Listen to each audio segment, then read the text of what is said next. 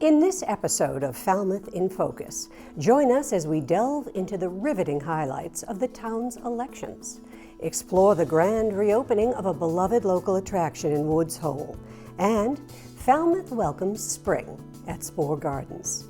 All this and much more on this edition of Falmouth in Focus.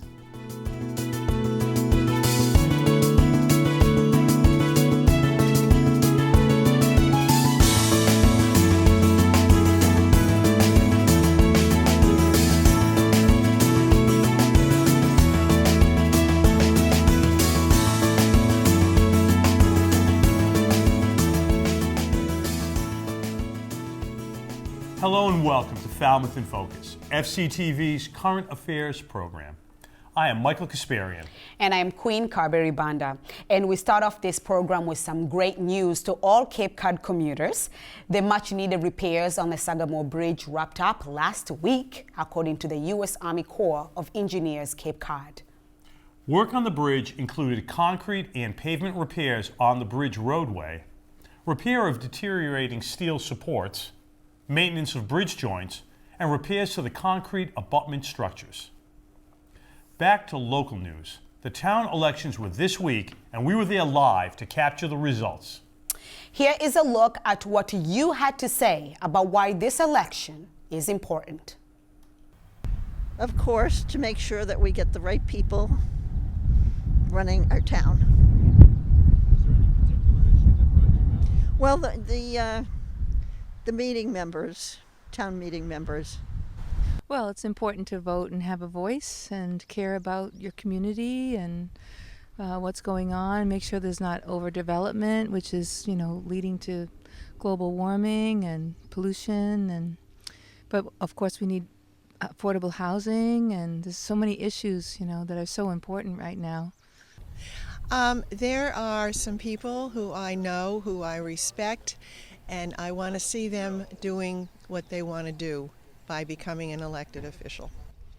Well, I think the selectman race is very important. And then the next thing is the override. Obviously, we need the firefighters. I'm really sorry that we're building a $14 million 6-bedroom fire station that'll never have more than 2 firefighters in it. Hadn't we wasted that money, we might not be here with this override, but the safety of everyone in town is paramount. I wanted to follow through on the 2.5 override. I'm a town meeting member and I voted for it there, and I want to make sure it goes forward. And how do you think that that's going to be received by the town? Hopefully well. It's for basically more firemen. We need those. We have a new fire station going up in Hatchville, and this is basically to staff that. Believe it or not, it's the election that brought me here. I was traveling to Dallas, Texas to visit with the family. I came home last night and I'm not feeling very good. If it wasn't for the election, I would have stayed in bed. So I'm here because I wanted to make sure I cast my vote. And any particular issue that brought you out today, or you just wanted to make your voice heard?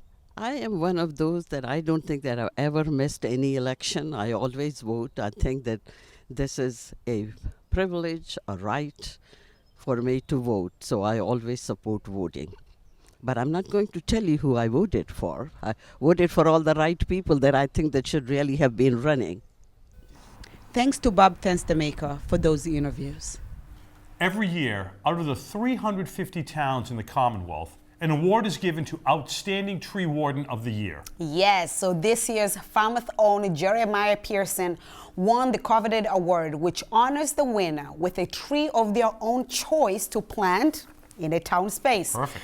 Now, last week at Peg Noonan Park, a crowd of public works staff, town officials, and well-wishers pitched in for Jeremiah's tree planting ceremony, which began with shovels and ended in a very special tree blessing. The Mass Tree Wardens Association asked me to pick a tree. I picked a American hornbeam for this occasion, mostly because it's a native deciduous tree that I really think people should plant more of. It's a native tree. It helps with pollinators. It it's just a beautiful underutilized tree in the landscape. It grows roughly about 20 to 40 feet tall and about 40 feet wide. It grows about a foot a year, and I thought that this would be a perfect location for this tree today.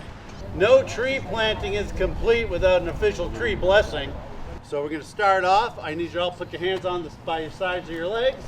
We're going to start off Cape Cod version with a osprey wing slap. We're going to bring our hands above our head and slap them. Follow me, people. And then we're going to rub our hands together. And as you rub your hands together, what do you feel? Heat. You feel heat, right? Right. And heat is a form of energy. That's correct, yes. We're going to take that energy, it's now in our fingers, and we're going to send it down to the base of the tree. We're going to shoot it through our fingers, and we're going to slowly, just quietly say, grow, tree, grow. A little louder. Grow, tree, grow, tree, grow, tree, grow. One more time so they can hear us and lead us. Grow, tree, grow. And then louder. The roots, the roots. The roots are on fire! The roots are on fire! Stick with me, hands above your head. Wave back and forth like the crown of the tree and sing with me. All we are saying is give trees a chance. Come on! All we are saying is give trees a chance. All right, you bless this tree. It's gonna grow for years. Thank you, Jeremiah. All right. And perhaps, Michael, what is even more impressive about Jeremiah receiving this award is that being a tree warden is not his only priority. That's right. Besides the 260 miles of roadside trees, he is also park superintendent, responsible for the maintenance of all school, recreation, cemetery, and DPW green spaces. Congratulations to Jeremiah Pearson, and long may your tree grow. Yes. The town also broke out the shovels for another recent event, this time the groundbreaking of a new Hatchville fire station. So FCTV was there, and we spoke with Fire Chief Timothy Smith about what this will mean to the department and to the town.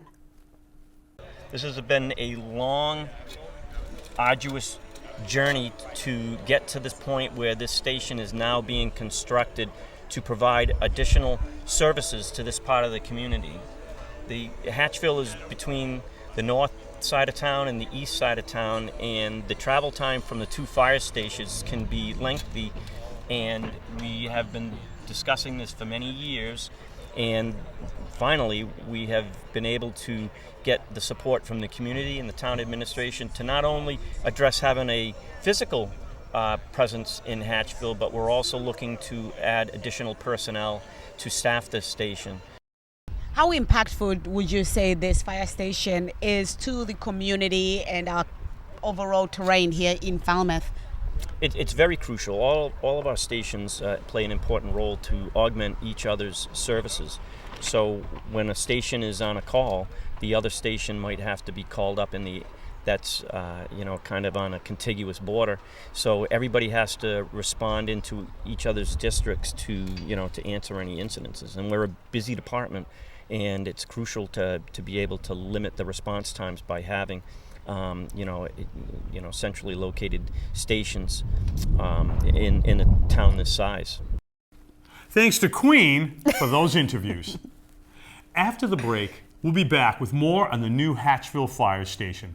Stay with us.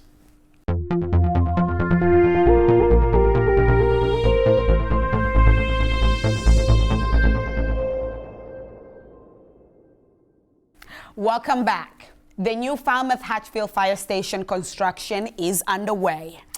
The building's footprint has been laid out, and FCTV joined Falmouth Fire Inspector Boyd DeMello for a tour around the construction site.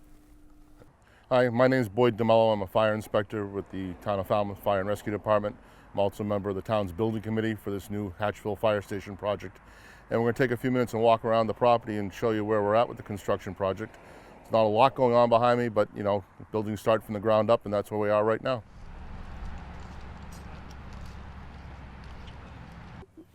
here we are over on the site, close to the station now. We're looking at this section here is the corner where the apparatus bay, the trucks are going to be parked in this section here. There's going to be 3 apparatus bay doors in the front and 3 in the back. It's a drive-through apparatus bay to allow for safety of trucks not backing off Sandwich Road, and taking into consideration our neighbors. We're trying to be good neighbors, and we don't want the headlights in the windows of the people across the street all the time. So it's a drive-through bay. There's going to be 3 bifold door bays in here. They're going to be red in color to go with the color scheme of the property, of the building, excuse me. And it should be interesting to see it get built soon. May as well move this way.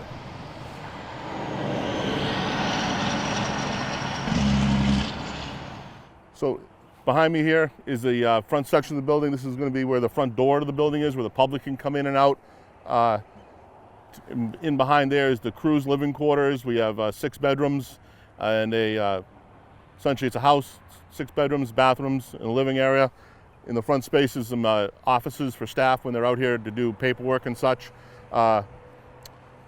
Inside the building, we've added new decontamination rooms for the firefighters when they come back from a fire or from any emergency medical call and they have to clean up. And we're trying to, with cancers in the fire service, we're working on keeping the living area free of particulate matter that can cause cancer. So we have a decontamination center in the middle of the building, which is new. This is the first station in the town to have one of those. We'll keep moving.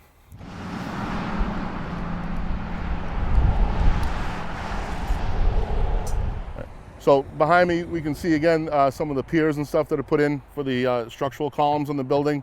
One of the things the building committee looked at when we were designing this property with Context Architecture and Veritex, who is the owner's project manager for the town of Falmouth, we continually do value engineering. And one of the things that we worked on with value engineering was we took a lot of the steel out of the residential side of the building, the living quarters, and have gone to engineered lumber. There was a significant cost savings with the cost of steel these days, so we were able to help keep the price under budget on the whole total project by going to structural material on the living area of the building. So this is going to be mostly wood.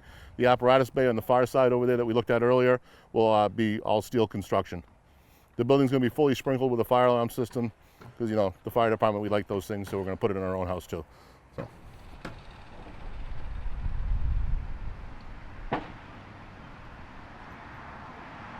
All right, so that's a quick walk around the property. We got some updates on coming, or where we're at, where we're going, where we've been. So on behalf of Fire Chief Tim Smith and myself, Boyd DeMello, I'd like to thank you for the time you spent with us on the site today. Thank you, Boyd, for that tour and for the work you have put into this project. Moving on, the Woods Hole Science Aquarium reopened May 15th. While the upper gallery will remain closed, the main gallery and seal enclosure will be open to the public.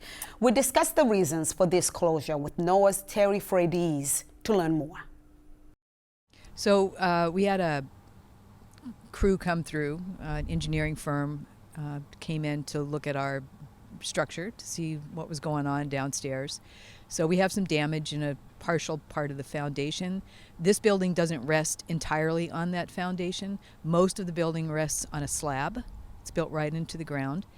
That particular part of the building has a partial basement, and the part that's sitting on top of the top partial basement is the part they were worried about. So if you've been here, then you know we're well known for letting people into the back area. It's one of the charms of this place that you can go back and see what people are doing in the back. We have exhibits back there and the staff is back there. Unfortunately, that part of the building will stay closed for now.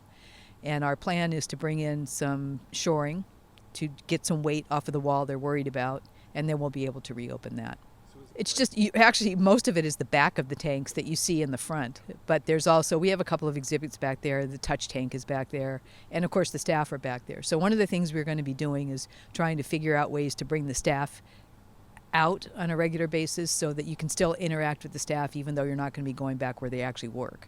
So it was a little touch and go there. We've only been closed since May 1st, but I think we have a little PTSD because of being closed totally during COVID for 2 years, and that was good because we were able to do some big maintenance things, but bad because it was just really tough not having people in the aquarium.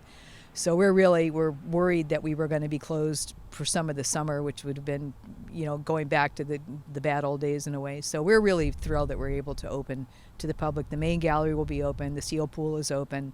We are trying to figure out ways to get some more hands-on stuff out during the day so people can, something like the touch tank or some kind of talk to the aquarist or something. So we're looking forward to that and growing our outreach a little bit that way. So right now our hours are Monday through Friday, 11 to 4.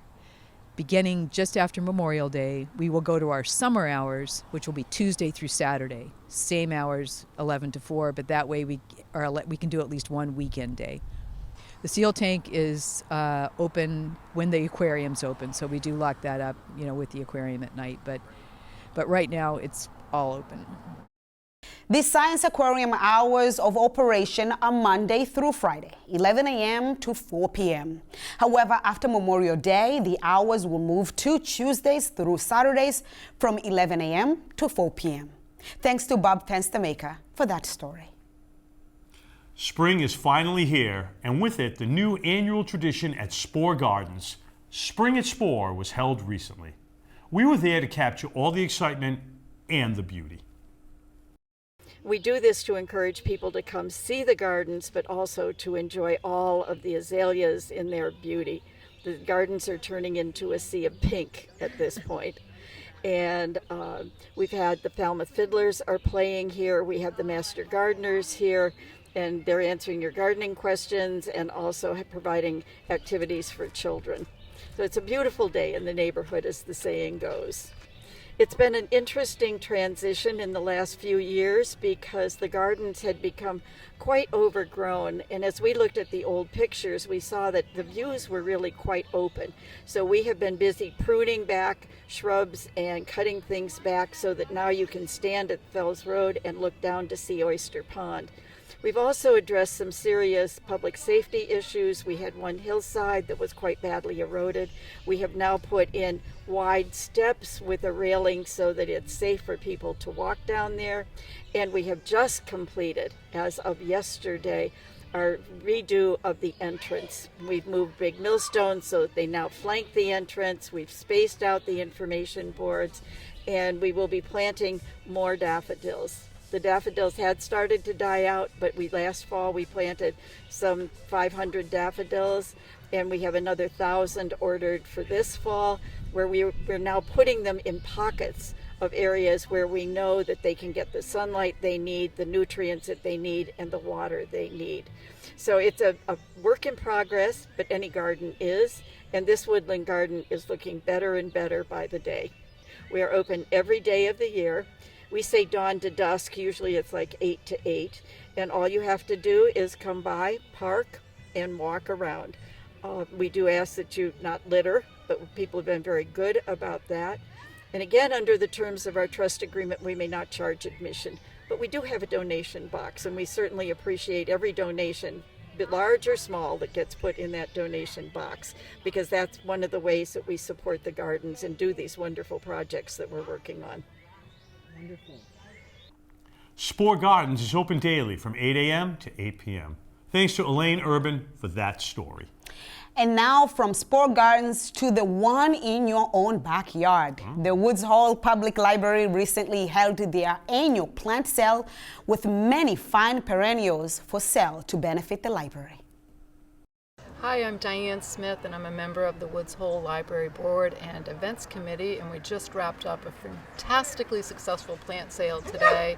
It could not have happened without a lot of volunteers. In particular, Janine Jeffries started over 400 pollinator seedlings for us that are still a few available, and we had many contributions from local gardens. And it's an important fundraiser for our library because we are primarily self-funded through these kinds of events. And we are so grateful. It was a great success, and it's an annual event. So if you're interested, you can come by the library to learn more.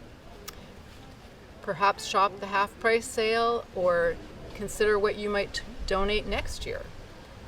Our fundraising efforts are especially important at the Woods Hole Public Library because we are primarily self-funded through our fundraisers. We do have some financial support from the Falmouth Library System, but our events are really the main focus of how we support our book acquisitions and programming and all of the things that people in this village come to know and love about what the library offers to them. So we're so grateful for that support of the community in donating plants and hauling plants and purchasing plants, and it has been a great day for our plant sale. Thanks to Elaine Urban for that report. After the break, we'll take a look at an expanding engineering program for students at the Lawrence School. Stay with us.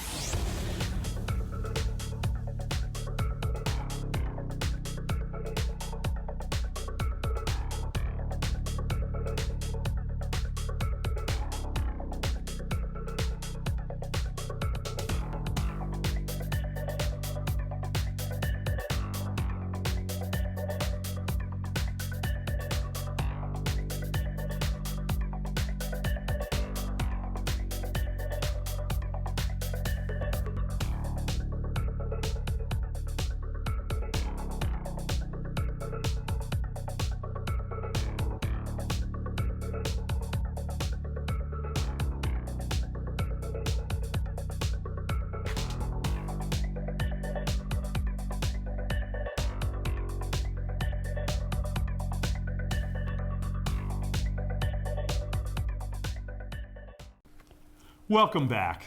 Over the past few years, the 7th and 8th grade engineering program at Lawrence School has grown into project-based learning, which engages students to innovate.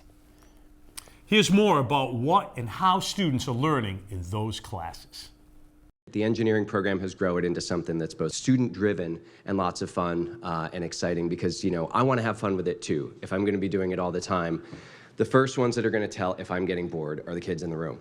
And that's where it falls apart. So we try to keep it new and innovative. The Building Blitz is a program that came about because we had, several years ago, the Mullen Garden community asked us if we could build some picnic tables, both student size and adult size, for their garden. So we did that, and then I expanded it. The problem is, especially even since COVID, the cost of lumber have increased quite a bit, and every time FEF has come through. They've also been very flexible in what they've provided for us, because unlike certain things where I can itemize what we're going to build, I can't always tell because I don't know. People haven't asked me for what we're going to do yet. So I have a generalized idea of what people tend to ask for. I try to keep it things that 8th graders can build with guidance rather than fine cabinetry, which even I'm not skilled enough to do. So we focus on things like picnic tables, display kiosks. If you've been out on the bike path or at any of the 300 committee properties, you may have seen these. And it really allows us to expand our work into the community and to have students come back and say, hey, I built that back when I was in your class, if they're willing to come back and talk to me. So we've worked with the Chamber of Commerce, we've worked with the Shining Sea Bikeway, 300 Committee is a common customer. Recently we've built some display kiosks for Tony Andrews Farm, a number of bike racks for organizations like the Service Center, the beach communities, the farmers market. The schools we've done a lot for, especially the elementaries. We've built some xylophone stands for their music program. Corey Charles and I have a common interest in music, so he has helped to reach out to us and help us reach into their music program quite a bit. We've built a number of picnic tables. We have a bunch of them coming up with this year's grant that will be coming up for other elementary schools as well. Compost bins for our schools, buddy benches for all the schools. You know, really, there are things that can be built with 2x4s and easy cuts and screws, outdoor screws. That way, it's something the students can take ownership in. It's not just me pointing and saying, do that, do this. This is our latest. We built a toy box for Mullen Hall. This was Monday. We carried this 5,000-pound toy box over. You know, it was a lot of fun. It was a good workout for the kids. So many things that I could share, but you know, it gives us the main goals that we try to have with the Building Blitz is it gives a chance for the kids to reach out and get to know different local organizations. Who is this going to? Or they may have heard of it. Sometimes if it's close enough and we can work it in the school day, I try to have representatives come and pick it up and have the kids deliver them, or we can bring the kids over, particularly Mullen Hall because it's right across the pond from us. We can go over and have the kids deliver what they've built. Many things for in the school. It helps them build confidence in their skills that they've been working on for usually about 2 months before we begin that. You know, again, they have an I built it quality. You can drive by 8 years later. Some things we built with our first Building Blitz 10 years ago are still there over at T-Ticket Park. Okay. Oh, I remember sitting on that buddy bench, you know. Yeah, that was 100 years ago. Actually, it was only 4 years ago you were there, but okay. And most importantly, to have fun with what they're doing. It really takes a chance to take it and apply it. And, you know, again, if I'm not having fun, they're not going to have fun. And if we're not having fun, what's the point? Thank you to Ryan Weber for that report.